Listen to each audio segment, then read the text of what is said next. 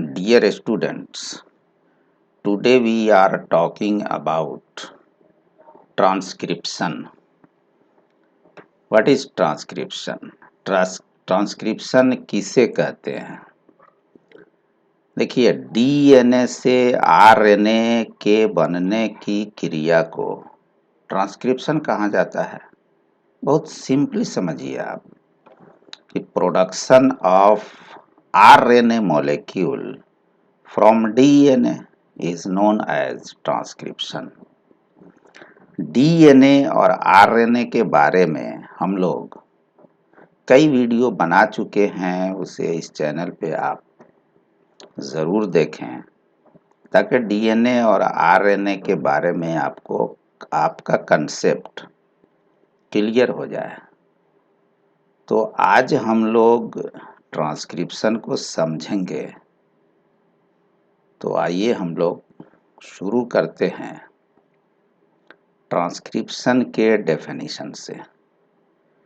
Transcription is a biomolecular process in which RNA molecule is produced from DNA using RNA polymerase as catalyst. DNA से RNA के बनने की क्रिया जिसमें RNA polymerase as an enzyme use होता है, तो इस प्रक्रिया को, इस प्रोसेस को हम कहते हैं ट्रांसक्रिप्शन। एक बार और समझिए, डीएनए से आरएनए के बनने की क्रिया को ट्रांसक्रिप्शन कहते हैं। अब देखिए, डीएनए जो है डबल स्ट्रैंडेड होता है, यानी कि उसमें 2 स्ट्रैंड्स होते हैं। तो एक स्ट्रैंड को हम कहते हैं टेम्पलेट स्ट्रैंड और दूसरे को कहते हैं कोडिंग स्ट्रैंड। ट्रांसक्रिप्शन जब होता है तो किसी जीन का ट्रांसक्रिप्शन होता है, क्योंकि ट्रांसक्रिप्शन के बाद प्रोटीन सिंथेसिस होती है और जीन का जो फंक्शन है वो प्रोटीन बनाना है। जीन के अंदर न्यूक्लियोटाइड सीक्वेंसेज होते हैं और उस न्यूक्लियोटाइड सीक्वेंस के जरिए आरएनए प्रोटीन का सिंथेसिस करता है। आरएनए जीन से जिस प्रोटीन को बनाना है, तो उसी प्रोटीन के कॉरस्पॉन्डिंग जो जीन डीएनए में है, उस जीन का ट्रांसक्रिप्शन होगा। जैसा कि आप जानते हैं कि जीन क्या होता है कि ए फ्रेगमेंट ऑफ डीएनए होता है, यानी डीएनए का एक छोटा सा पीस है जो कि किसी पर्टिकुलर प्रोटीन को प्रोड्यूस करने के लिए इंफॉर्मेशन प्रोवाइड करता है आरएनए के रूप में। जेनेटिक कोड आरएनए उस जीन से लेता है, डाउनलोड कर लेता है अपने ऊपर, और फिर वो न्यूक्लियस से निकलकर बाहर आता है एमआरएनए के रूप में, और न्यूक्लियस के बाहर साइटोप्लाज्म में प्रोटीन सिंथेसिस होती है। मतलब ये हुआ कि जीन प्रोटीन को प्रोड्यूस करता है,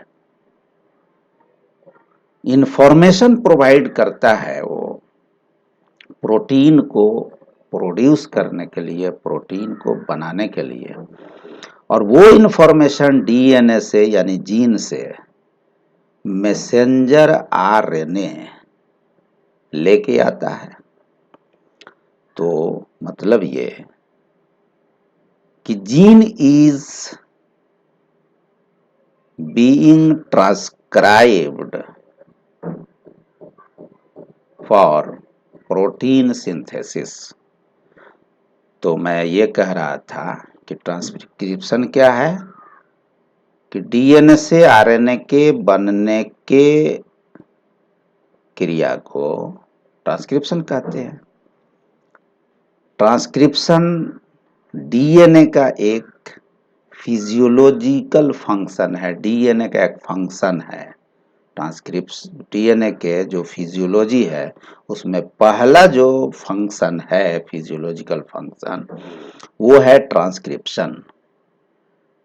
रेप्लिकेशन भी डीएनए का फंक्शन है, डीएनए का फंक्शन ट्रांसक्रिप्शन भी है, डीएनए का फंक्शन रिपेयर करना भी है। अगर डीएनए कहीं पे डैमेज हो गया तो डीएनए अपने आप को रिपेयर कर लेती है। तो इसमें से जो बहुत ही इम्पोर्टेंट फंक्शन है डीएनए का वो एक है ट्रांसक्रिप्शन। ट्रांसक्रिप्शन में क्या होता है, जिस जीन का ट्रांसक्रिप्शन होना है उस जीन को ट्रांसक्रिप्शन में आने के लिए सेल पहले सिग्नल देता है उसको। सपोज कीजिए कि सेल को किसी खास तरह के प्रोटीन की जरूरत है। सेल को अपने सेलुलर फंक्शन के लिए किसी खास तरह के किसी पार्टिकुलर प्रोटीन की जरूरत है, पॉलीपेप्टाइड की जरूरत है, तो उसके लिए एक सिग्नल जो है ट्रांसड्यूस होगा, सिग्नल ट्रांसडक्शन के जरिए। यानी सिंपल भाषा में ये समझिए कि सेल सिग्नलिंग के जरिए वो जीन को एक्टिवेट कर देगा, इंड्यूस कर देगा, वहां तक मैसेज चला जाएगा और उसको कहा जाएगा, वो सेलुलर भाषा में उसके जो मोलेक्यूलर मैकेनिज्म है उस भाषा में, मोलेक्यूलर भाषा में, कि आपको एक्शन में आना है तो वो क्या होगा, वो जीन जो है एक्टिवेट हो जाएगा और फिर क्या होगा, वो जीन आरएनए बना देगा और वो आरएनए को सारी इंफॉर्मेशन दे देगा। यानी कि आरएनए के जो मॉलिक्यूल है, आरएनए सिंगल स्ट्रैंडेड होता है, वो उस जीन से जेनेटिक कोड को, जेनेटिक इंफॉर्मेशन को अपने ऊपर डाउनलोड कर लेगा डीएनए से और वो फिर सेल साइटोप्लाज्म में आकर प्रोटीन के सिंथेसिस में पार्टिसिपेट करेगा, प्रोटीन सिंथेसिस कराएगा। तो ये असल में ट्रांसक्रिप्शन का की जरूरत पड़ती है सेल को। सेल को जब किसी एंजाइम बनाना है, किसी तरह के बायोमोलेक्यूल की सिंथेसिस करना है, तो उस बायोमोलेक्यूल के सिंथेसिस के लिए जो एंजाइम चाहिए वो एंजाइम पहले बनेगा। और सारे एंजाइम क्या होता है, प्रोटीन होता है, और हर प्रोटीन के लिए एक जीन रिस्पॉन्सिबल होता है प्रोटीन को प्रोड्यूस करने के लिए। अब वो जीन कहाँ पे है, डीएनए में है। डीएनए में वो बैठा हुआ है, उसकी एक जगह है, अपना सीट जो है लिए हुआ है, वो रिजर्व सीट है। तो एक मोलेक्यूलर सिग्नल डीएनए के उस जीन को जाएगा, जीन को मोलेक्यूलर सिग्नल की भाषा समझ में आएगी, उसको पता चलेगा कि हाँ, सेल से मैसेज आया है कि एक खास तरह के प्रोटीन बनाना है। तो उस प्रोटीन को बनाने के लिए जो जेनेटिक इंफॉर्मेशन है हमारे पास, वो आरएनए को दे दो, तो आरएनए को वो दे देगा और आरएनए उस जेनेटिक इंफॉर्मेशन को लेकर डीएनए से बाहर निकलेगा। डीएनए से बाहर निकलेगा यानी कि आरएनए बन जाएगा। तो ये असल में, ये आसान भाषा में समझिए कि newly synthesized RNA molecule contain genetic information in the form of genetic code which is derived from DNA। DNA जो है वो इन जेनेटिक इंफॉर्मेशन का रिजर्वायर है उसमें हजारों जीन मौजूद है, हजारों जीन जो है उसमें बैठा हुआ है अपने जगह पे, कि कभी कोई मैसेज आए से, सेल के किसी भी हिस्से से सिग्नल ट्रांसडक्शन के रूप में, सेल सिग्नलिंग के रूप में, सिग्नल जैसे ही आएगा वो जीन अपना बैठेगा, उठ के जो सोया हुआ है वो एक्टिव हो जाएगा और वो अपना काम कर देगा, यानी कि आरएनए बना देगा, आरएनए प्रोड्यूस कर देगा। इसी को कहते हैं ट्रांसक्रिप्शन, कि production of RNA molecule from DNA is known as transcription. Nucleotide sequence of newly synthesized mRNA is similar to the sequence present in coding strand and complementary to the template strand. अब देखिए इसमें होता क्या है कि DNA यानी कि जिस जीन का ट्रांसक्रिप्शन होना है तो वो जीन डबल स्ट्रैंडेड फॉर्म में होता है। एक स्ट्रैंड को हम टेम्पलेट स्ट्रैंड कहते हैं, दूसरे को कोडिंग स्ट्रैंड कहते हैं। तो नया जो आरएनए मोलेक्यूल बना यानी कि एमआरएनए बना, अब उसका सीक्वेंस क्या होगा? तो उसका जो सीक्वेंस होगा न्यूली सिंथेसाइज्ड आरएनए मोलेक्यूल का, एमआरएनए का, वो बिल्कुल एग्जैक्ट सिमिलर सीक्वेंस होगा कोडिंग स्ट्रैंड के।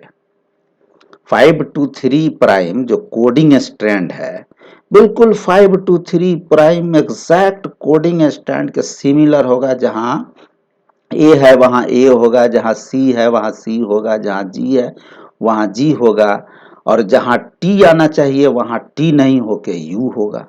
यानी जहां जहां टी होना चाहिए वहां टी नहीं होके यू होगा।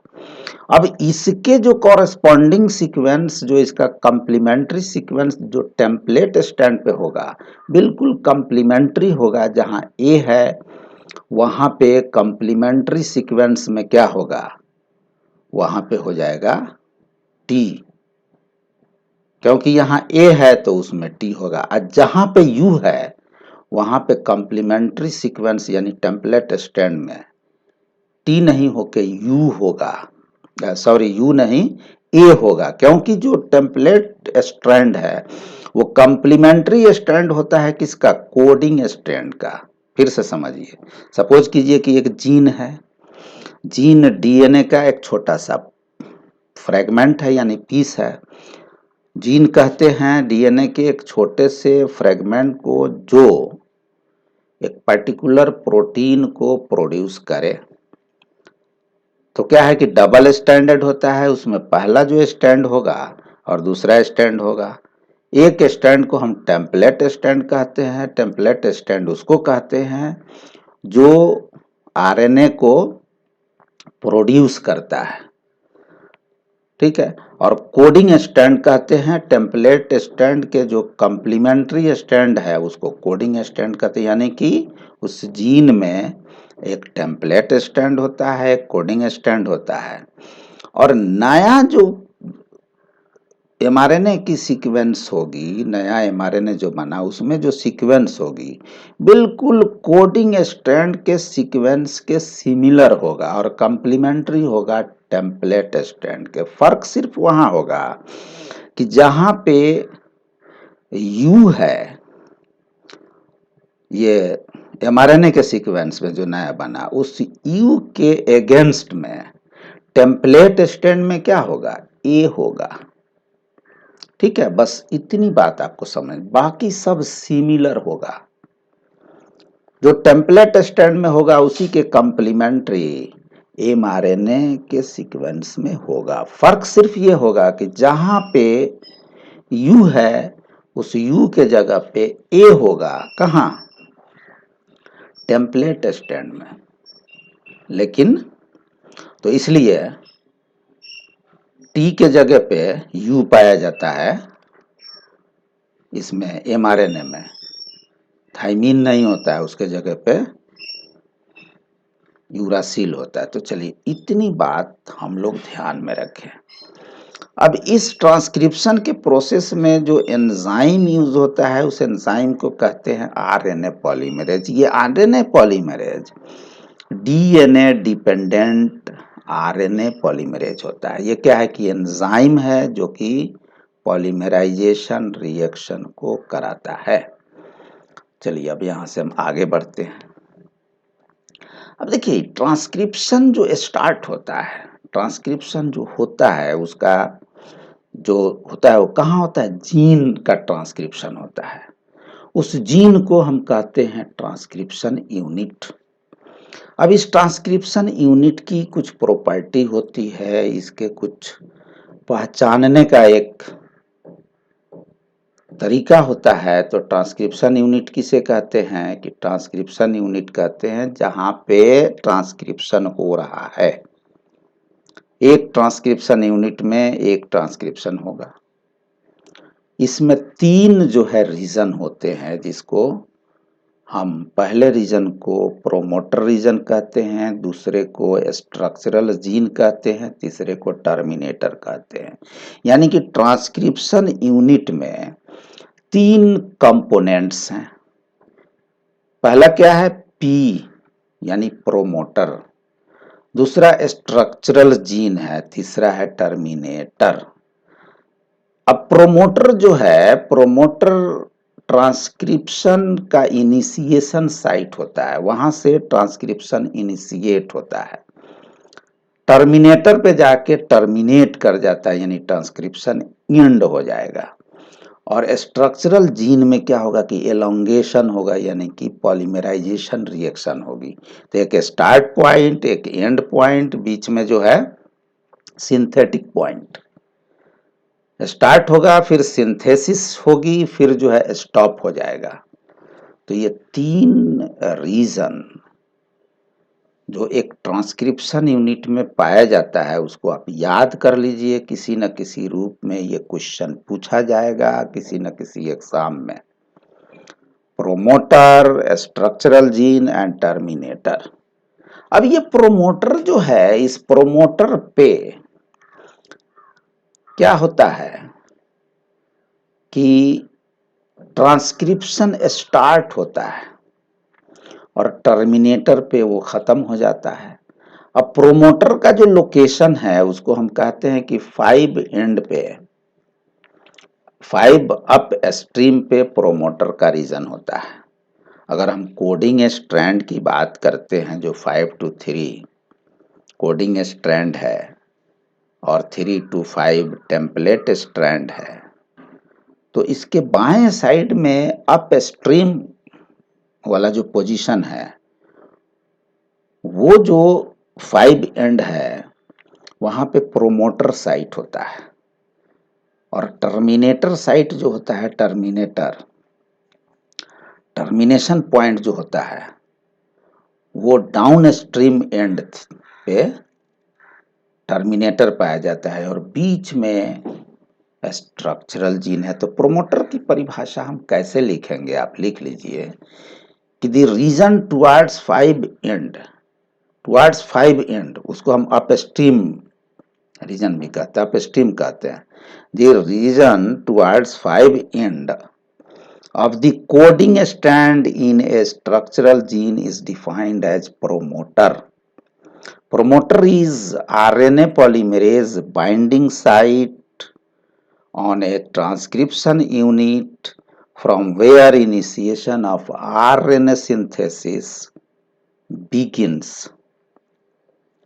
प्रोमोटर ट्रांसक्रिप्शन यूनिट का वो साइट है, वो रीजन है जो 5 अप स्ट्रीम साइट पे पाया जाता है, जहां पे आरएनए पॉलीमरेज जो आरएनए की सिंथेसिस करने वाला एंजाइम है, आरएनए पॉलीमरेज के बैठने की जगह होती है, जहां पे उसको बाइंड करने की जगह होती है। उस साइट को, उस रीजन को हम कहते हैं प्रोमोटर।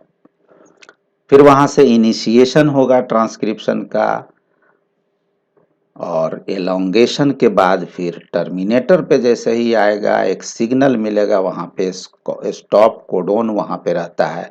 वो एक ऐसा झंडा दिखाएगा, मॉलिक्यूलर फ्लैग, कहेगा कि आपका काम खत्म हो गया, अब आप यहाँ से निकलिए, आपकी ड्यूटी खत्म, यानी कि टर्मिनेटर पे आके ट्रांसक्रिप्शन क्या होगा कि एंड कर जाएगा। आरएनए पॉलीमरेज वहां से निकल के बाहर आ जाएगा, उसका काम खत्म।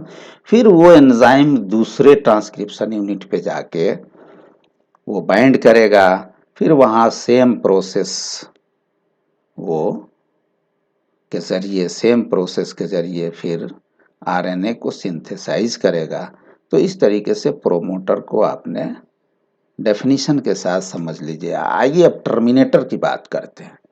Terminator the region towards three end यानी डाउन स्ट्रीम। देखिए, एक जो है अप स्ट्रीम है जो दाएं बाएं साइड में है, डाउन स्ट्रीम जो कि बाएं साइड में है ये थ्री एंड पे होगा और अप स्ट्रीम फाइव एंड पे होगा। याद रखिएगा कि अप स्ट्रीम कोडिंग सीक्वेंस के फाइव एंड और डाउन स्ट्रीम कोडिंग सीक्वेंस के थ्री एंड पे पाया जाएगा।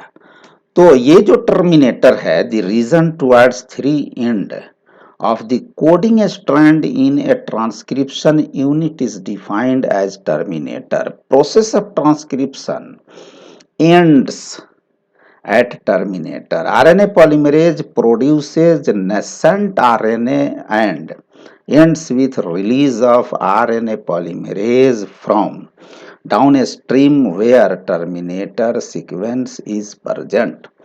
अब ये टर्मिनेटर सीक्वेंस है, वहां पे एक स्टॉप कोडोन होता है। वो स्टॉप कोडोन का काम ये है कि वो आरएनए पॉलीमरेज को स्टॉप कोडोन को पहचानने में मदद करती है।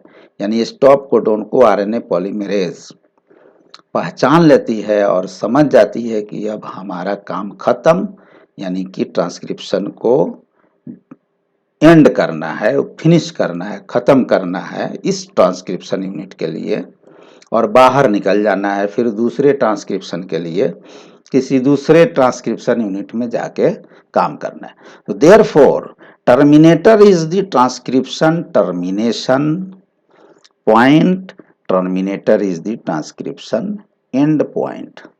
तो मतलब क्या हुआ कि ट्रांसक्रिप्शन स्टार्ट पॉइंट एक है, ट्रांसक्रिप्शन एंड पॉइंट है। स्टार्ट पॉइंट को प्रोमोटर कहते हैं, एंड पॉइंट को टर्मिनेटर कहते हैं। बीच वाला रीजन जो स्ट्रक्चरल जीन है उसमें सिंथेसिस होता है, यानी कि पॉलीमराइजेशन रिएक्शन होती है, उसमें पॉलीमर बनता है, यानी कि न्यूक्लियोटाइड्स आके पॉलीमराइजेशन के जरिए फॉस्फोडाइस्टर बॉन्ड के जरिए वो जुड़ते चले जाते हैं। तो स्ट्रक्चरल जीन को अब हम समझते हैं कि ये gene that produces RNA and codes for the amino acid sequence of a protein is defined as structural gene. A structural gene is the part of a transcription unit containing promoter towards upstream and terminator towards downstream. Upstream यानी 5 and पे promoter and 3 and पे terminator and terminator towards downstream. Upstream किधर है? 5 and, downstream 3 and पे है। तो promoter कहाँ होता है? अपस्ट्रीम में है और टर्मिनेटर डाउनस्ट्रीम में है। The promoter and terminator flank the structural gene in A transcription unit. तो स्ट्रक्चरल जीन भी आप समझ गए। एक ट्रांसक्रिप्शन यूनिट में हम लोगों ने पहले ही देखा कि 3 रीजन्स होते हैं। कौन कौन?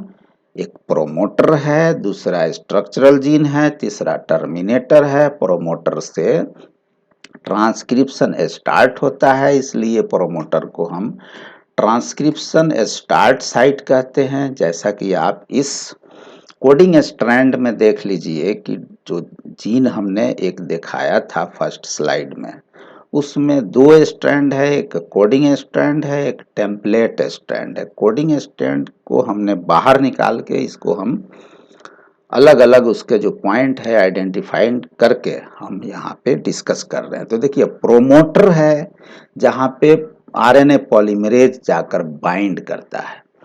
और फिर प्रोमोटर से शुरू होता है ट्रांसक्रिप्शन, इसलिए ट्रांसक्रिप्शन स्टार्ट पॉइंट होता है वहाँ पे, एक स्टार्ट कोडोन होती है वहाँ पे, उस स्टार्ट कोडोन से ट्रांसक्रिप्शन स्टार्ट होता है, फिर कोडिंग स्टैंड पे स्ट्रक्चरल जीन का ट्रांसक्रिप्शन होता है, फिर ये आरएनए पॉलीमरेज पहुंचेगा स्टॉप कोडोन पे जहाँ पे टर्मिनेटर है सीक्वेंस है, उस टर्मिनेटर सीक्वेंस पे टर्मिनेशन होगी आरएनए सिंथेसिस के, क्योंकि वहां स्टॉप कोडोन लगा हुआ है। स्टॉप कोडोन को देखते ही आरएनए पॉलीमरेज समझ जाता है कि अब सिंथेसिस हो चुका है आरएनए मॉलिक्यूल का, अब हमें इस जीन से बाहर निकलना है। तो स्टॉप कोडोन टर्मिनेटर पॉइंट पे लगा होता है, यहाँ पे टर्मिनेशन हो जाता है, यानी कि आरएनए सिंथेसिस एंड कर जाता है, आरएनए पॉलीमरेज रिलीज रिलीज हो जाता है ये ट्रांसक्रिप्शन यूनिट से। इसलिए आप इसको नोट कर लीजिए, देख इसको फिगर बना लीजिए, स्क्रीनशॉट ले लीजिए, या इस का पीडीएफ फाइल मैंने अटैच कर दिया है इस वीडियो के डिस्क्रिप्शन बॉक्स में, देखिए पीडीएफ आप वहां से डाउनलोड कर लीजिए, ठीक है। और इसको ठीक से आप टेक्स्ट को पढ़िए, वीडियो को देखिए, आपका कॉन्सेप्ट बिल्कुल क्लियर हो जाएगा। तो transcription begins with a start codon from promoter and ends with a stop codon at terminator. चलिए इतनी बात क्लियर हो गई। अब क्या है कि एक बार फिर हम समझ लेते हैं आरएनए कितने टाइप के होते हैं। देखिए आरएनए जो है जनरली 3 तरह के होते हैं जो कि प्रोटीन सिंथेसिस में पार्टिसिपेट करते हैं। हालांकि आरएनए के और भी बहुत सारे सब टाइप्स होते हैं, बहुत तरह के आरएनए होते हैं, जैसे एचएनआरएन है, आरएनए है, एसएनआरएनए है, एसआईआरएनए है। तो ये सब जो है जब हम जीन साइलेंसिंग की बात करेंगे तो उसमें हम इन सब चीज़ों का जिक्र करेंगे। एचएनआरएनए का तो जिक्र मैं कर ही चुका हूँ स्प्लाइसिंग वाले वीडियो में। यहाँ पे आप जो है 3 मेजर टाइप ऑफ आरएनए जो कि प्रोटीन सिंथेसिस के लिए ज़रूरी होता है उसको हम देख लेते हैं। 3 major types of RNAs are found in bacteria and all are needed for protein synthesis, जिसमें mRNA है पहला, दूसरा tRNA है, तीसरा है rRNA। अब ये mRNA क्या है कि mRNA को हम मैसेंजर आरएनए कहते हैं, जो कि जेनेटिक कोड प्रोवाइड करता है। उस पे जेनेटिक कोड, उसके सीक्वेंस में जेनेटिक कोड्स होते हैं जो कि टेम्पलेट स्ट्रैंड से आता है और प्रोटीन सिंथेसिस में उसका इस्तेमाल होता है। मतलब क्या हुआ कि एमआरएनए के ऊपर जेनेटिक कोड की सीक्वेंस होती है, meaning there by mRNA downloaded nucleotide sequence from DNA और फ्रॉम जीन और from transcription unit. Transcription unit क्या है? एक जीन ही तो है। वहां से जो जेनेटिक कोड के फॉर्म में न्यूक्लियोटाइड सीक्वेंस को डाउनलोड कर लिया अपने ऊपर एमआरएनए, उसको हम कहते हैं एमआरएनए, और प्रोटीन सिंथेसिस में उसका इस्तेमाल होना है। चलिए टीआरएनए क्या है कि amino acids are uploaded upon tRNA and bring to read genetic code of mRNA. There are 20 different tRNAs for bringing 20 types of amino acids. देखिए इसको समझिए, एमआरएनए तो क्या किया कि जेनेटिक कोड को अपने ऊपर डाउनलोड कर लिया। कहां से? डीएनए से। ठीक है। वो आ गया सेल साइटोप्लाज्म में। अब प्रोटीन सिंथेसिस होनी है तो टीआरएनए के साथ मिलेगा वो, क्योंकि टीआरएनए के ऊपर टीआरएनए क्या करता है कि 20 डिफरेंट टाइप ऑफ टीआरएनए जो है सेल के अंदर मौजूद होता है। 20 डिफरेंट एमाइनो एसिड्स होते हैं प्रोटीन बनाने के लिए।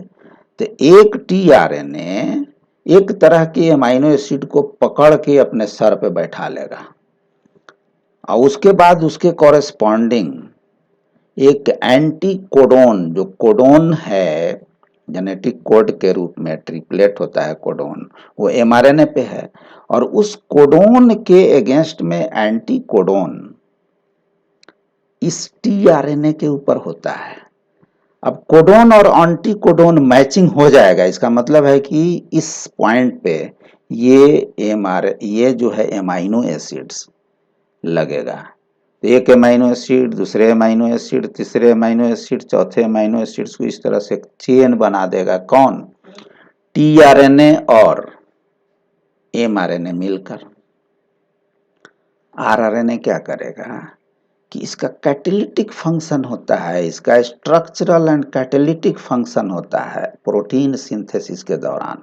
यानी प्रोटीन का जो प्रोडक्शन हो रहा है, प्रोटीन बन रहा है, उसमें आरआरएनए, राइबोसोमल आरआरएनए, ये एक्ट करता है स्ट्रक्चरल एंड कैटेलिटिक फंक्शन के रूप में। तो ये क्या करेगा कि सारे एमाइनो एसिड्स के बीच में पेप्टाइड बॉन्ड बना देगा। एमाइनो एसिड के बीच में कौन से बॉन्ड होता है? Peptide bond. ये पॉलीपेप्टाइड चेन बना देगा। तो यानी कि प्रोटीन सिंथेसिस के अंदर, चाहे वो बैक्टीरिया हो या कोई भी सेल हो, यूकैरियोटिक सेल हो या प्रोकैरियोटिक सेल हो, उसमें एमआरएनए की जरूरत पड़ती है, टीआरएनए की जरूरत पड़ती है, आरआरएनए की जरूरत पड़ती है। ठीक है, थोड़ा सा डिफरेंसेस हैं। एमआरएनए और टीआरएनए और आरएनए के भी सब टाइप्स होते हैं, जो कि हम यूकैरियोटिक ट्रांसलेशन के मशीनरी में हम देखेंगे और यूकैरियोटिक ट्रांसक्रिप्शन में भी देखेंगे। चलिए, इतनी बात क्लियर हो गई। अब क्या है कि आगे बढ़ते हैं। देखिए, ये डीएनए डिपेंडेंट आरएनए पॉलीमरेज, यानी कि आरएनए पॉलीमरेज जो कि ट्रांसक्रिप्शन में यूटिलाइज होता है एज एन एंजाइम। ये ट्रांसक्रिप्शन क्या है कि एंजाइमेटिक रिएक्शन है। ट्रांसक्रिप्शन एक बायोकेमिकल रिएक्शन है जिसमें पॉलीमराइजेशन रिएक्शन होता है। एक न्यूक्लियोटाइड दूसरे न्यूक्लियोटाइड से जुड़ता है फॉस्फोडाइस्टर बॉन्ड के जरिए। तो ये जो है, इसमें एंजाइम जो यूज होता है उसको हम कहते हैं आरएनए पॉलीमरेज। ये आरएनए पॉलीमरेज डीएनए डिपेंडेंट होता है। आरएनए पॉलीमरेज जाकर बाइंड करता है कहाँ पे?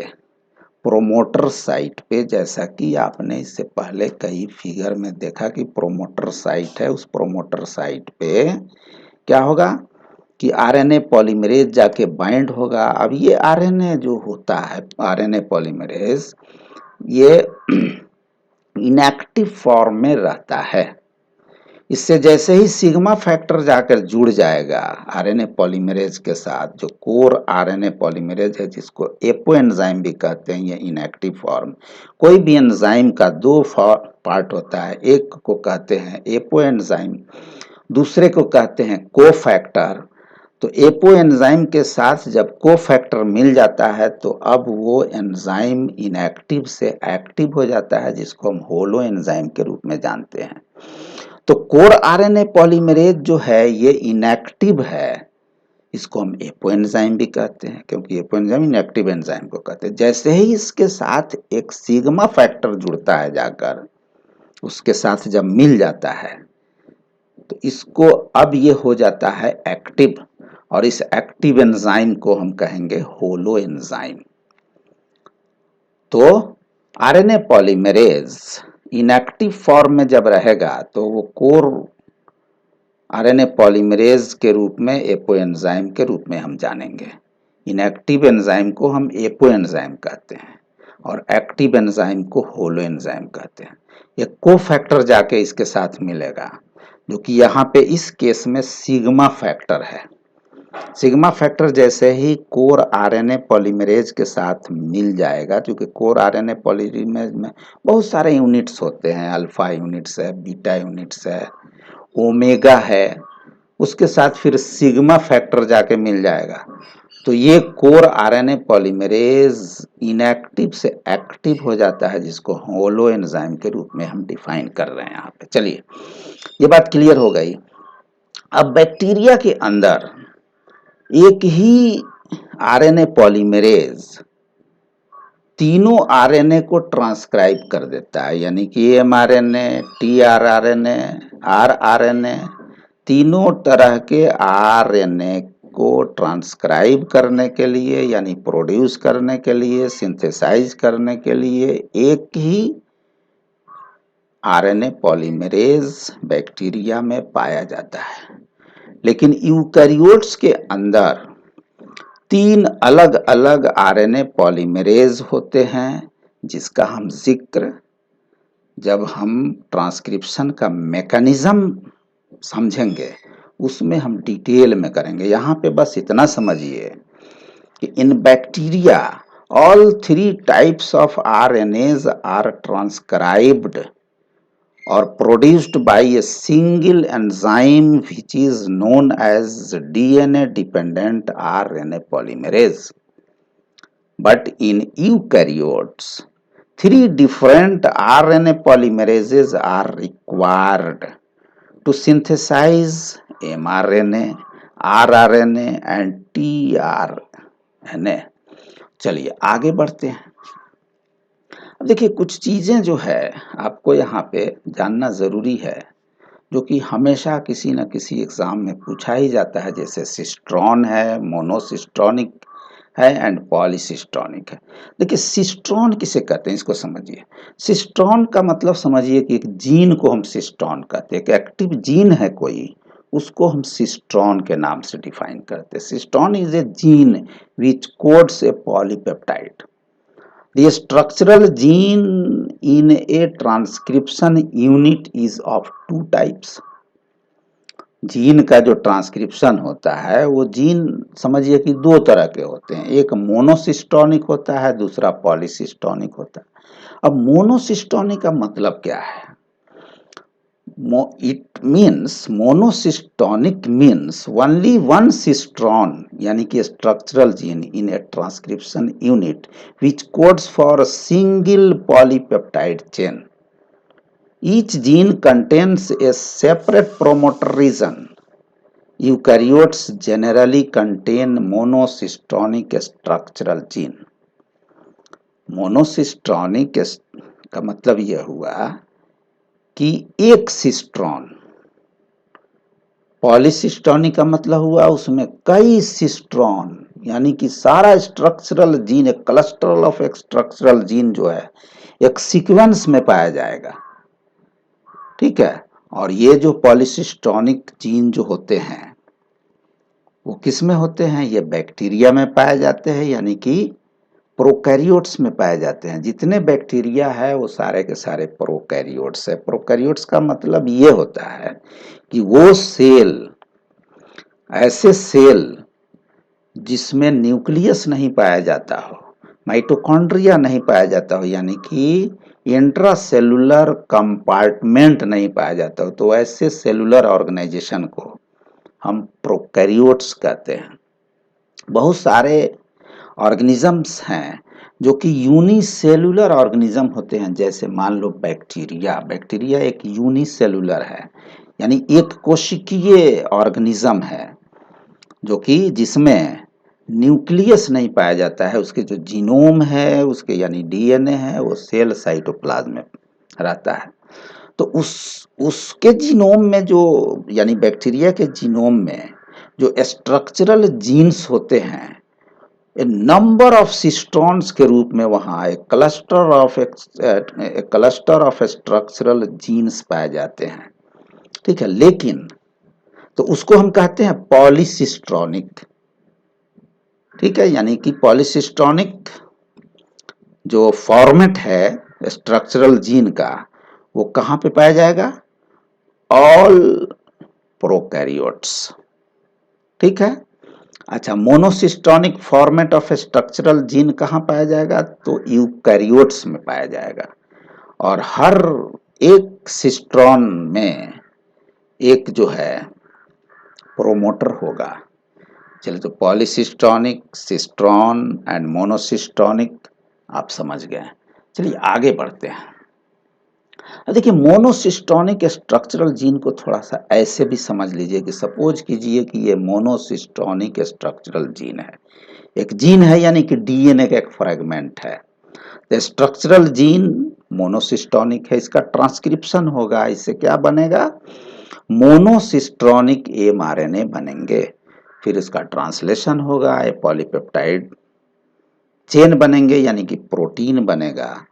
तो हम कह सकते हैं कि ये transcription, A transcript produced from a monosystonic gene synthesize only one polypeptide। सिर्फ एक ही पॉलीपेप्टाइड को ये मोनोसिस्टोनिक एमआरएनए प्रोड्यूस करेगा। चलिए, इसको हम समझ लिए। अब इसको थोड़ा और डिटेल में समझ। पॉलीसिस्टोनिक इसी को नहीं, ये हम पॉलीसिस्टोनिक को समझ रहे हैं। पहले मोनोसिस्टोनिक में क्या हुआ कि एक जीन से एक मोनोसिस्टोनिक एमआरएनए बनेंगे, फिर उसका प्रोटीन सिंथेसिस में उसकी रोल प्ले की जाएगी। चलिए, ये जो है पॉलीसिस्टोनिक को समझिए। देखिए, यहाँ पे एक जो है पॉलीसिस्टोनिक स्ट्रक्चरल जीन है, यानी कि इसमें बहुत सारे सिस्ट्रॉन है, ठीक है, जो कि बैक्टीरिया में पाया जाता है। तो देखिए, उससे एमआरएनए बना, कई एमआरएनए बना, 1 2 3 4 एमआरएनए बताया मैंने, उससे प्रोटीन बन जाएंगे। यानी कि एक बार जो है इसमें कहीं पे, चूंकि देखिए इसको हम बताएंगे कि इंटरवेनिंग सीक्वेंस नहीं होता है। जो बैक्टीरिया का जो जीनोम होता है उसमें क्या होता है कि इंट्रॉन नहीं पाया जाता है, यानी कि नॉन कोडिंग सीक्वेंस नहीं होते हैं। यूकैरियोटिक जीनोम के अंदर नॉन कोडिंग सीक्वेंस होता है, जिसको हम इंट्रॉन के नाम से जानते हैं। तो हम कह सकते हैं कि मल्टीपल कॉपी ऑफ पॉलीपेप्टाइड्स और proteins are translated from polycistronic mRNA, यानी पॉलीसिस्टोनिक एमआरएनए होगा ना, उससे मल्टीपल कॉपी ऑफ पॉलीपेप्टाइड्स बहुत जल्दी बन जाएगा। ठीक है, multiple copy of polypeptide chains यानी प्रोटीन्स, ये तो यूकैरियोट्स में भी बनेंगे, लेकिन सब के लिए अलग अलग ट्रांसक्रिप्शन यूनिट होगा, सब के लिए अलग अलग सिस्ट्रॉन्स होंगे। लेकिन इसमें क्या होता है कि स्ट्रक्चरल जीन जो होते हैं ना, वो जो सिस्ट्रॉन्स होते हैं वो बहुत पास पास पास पास होते हैं, दोनों के बीच में कहीं पे नॉन कोडिंग सीक्वेंस नहीं होता है, इसलिए इसको हम कहते हैं पॉलीसिस्टोनिक स्ट्रक्चरल जीन। चलिए आगे बढ़ते हैं। अब आते हैं हम एक्सॉन्स एंड इंट्रॉन्स पे। बहुत ही इंपॉर्टेंट टर्म है ये, हमेशा पूछा जाता है। देखिए, एक्सॉन किसे कहते हैं और इंट्रॉन किसे कहते हैं। हमने एक जीन की को लेकर यहाँ पे डिस्कशन शुरू किया था, यानी कि एक जीन यानी डीएनए का एक फ्रेगमेंट, जिसमें जिसको हमने कहा था कि ये ट्रांसक्रिप्शन यूनिट है। तो जीन क्या होता है कि ए फ्रेगमेंट ऑफ डीएनए है, और उसमें एक जीन का एक टाइप होता है जिसको हम स्प्लिट जीन कहते हैं। जीन बहुत तरह के हो सकते हैं, उसके अलग अलग टाइप्स है, उसके सीक्वेंस के आधार पे, उसकी प्रॉपर्टी के आधार पे। तो उसी में से एक जीन का जो टाइप है वो है स्प्लिट जीन। अलग अलग जीन के टाइप्स को हम एक अलग वीडियो में डिस्कस करेंगे, लेकिन यहाँ पे हमें एक्सॉन्स एंड इंट्रॉन्स को समझने के लिए हम स्प्लिट जीन का जिक्र कर रहे हैं कि स्प्लिट जीन क्या है। जीन ऑफ यूकैरियोटिक जीनोम और eukaryotic DNA is called split gene. Eukaryotic genes contain some interrupted coding sequences. Coding sequence is described as exon and non-coding sequence is defined as intron. Non coding sequences क्या है कि ये intervening sequences है, ये interrupted sequences है, जो कि structural gene, active structural gene नहीं होता है इसमें।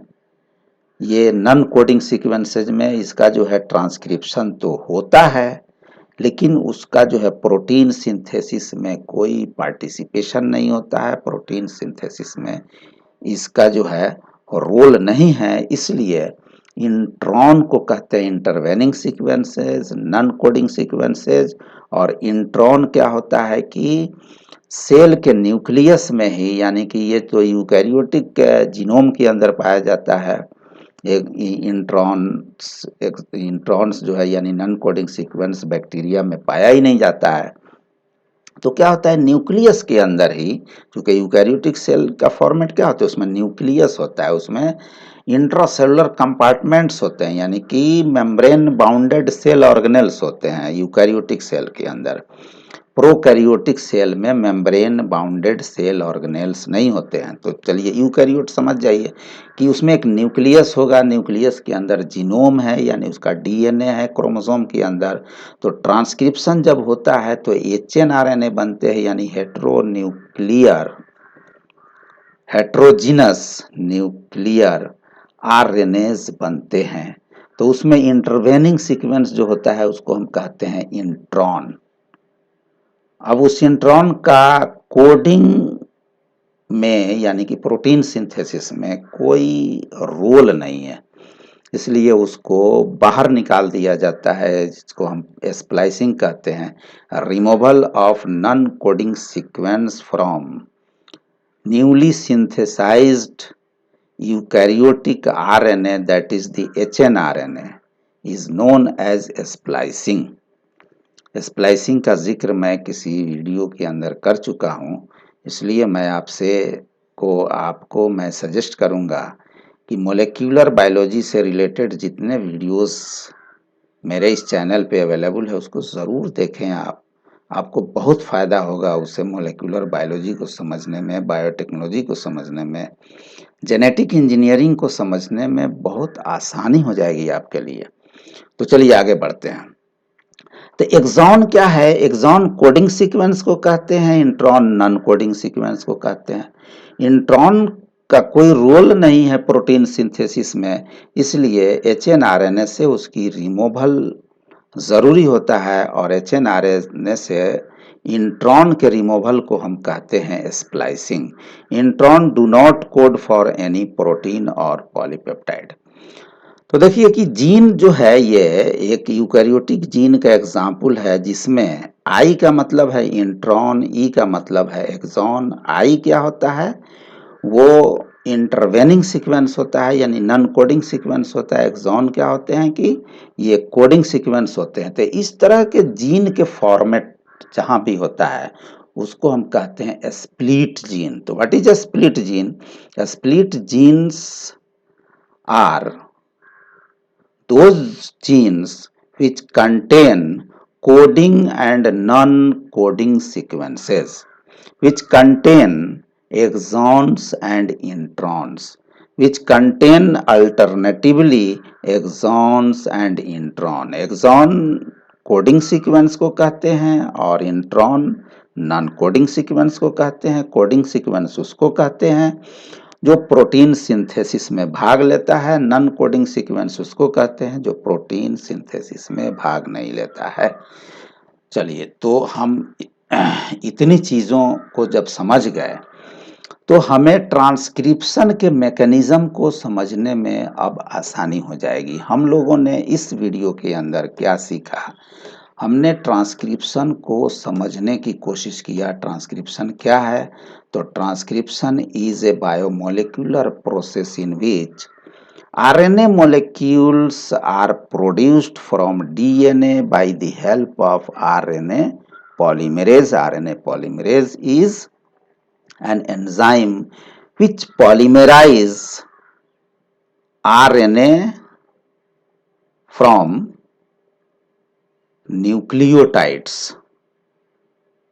न्यूक्लियोटाइड्स जो है वो न्यूक्लियोसाइड ट्राइफॉस्फेट से आरएनए की सिंथेसिस होती है जो कि न्यूक्लियोसाइड ट्राइफॉस्फेट वो सेल के अंदर अवेलेबल होता है। जब कभी भी आरएनए की सिंथेसिस होनी होती है तो वो सारे के सारे जो है न्यूक्लियस के अंदर, अगर यूकैरियोटिक सेल है तो यानी प्रोकैरियोटिक सेल है तो उसके जहाँ पे सिंथेसिस हो रहा है टेम्पलेट स्ट्रैंड पे, वहाँ पे सारे वो न्यूक्लियोटाइड्स, न्यूक्लियोसाइड ट्राइफॉस्फेट वहाँ पे अवेलेबल होते हैं, उसकी पूल जो है अवेलेबल होती है और उसकी पॉलीमराइजेशन रिएक्शन जो है प्रोसीड होती रहती है, एलोंगेशन होता है और इस तरीके से आरएनए की सिंथेसिस होकर, और फिर आरएनए का काम क्या है, प्रोटीन सिंथेसिस में भाग लेना, वो अपना काम परफॉर्म कर लेता है। तो हमने इस वीडियो में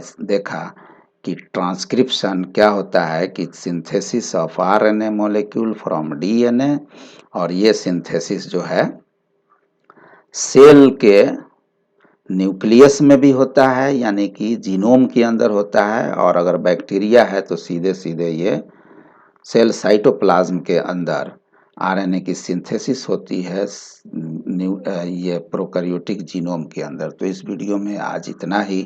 थैंक्स फॉर वाचिंग।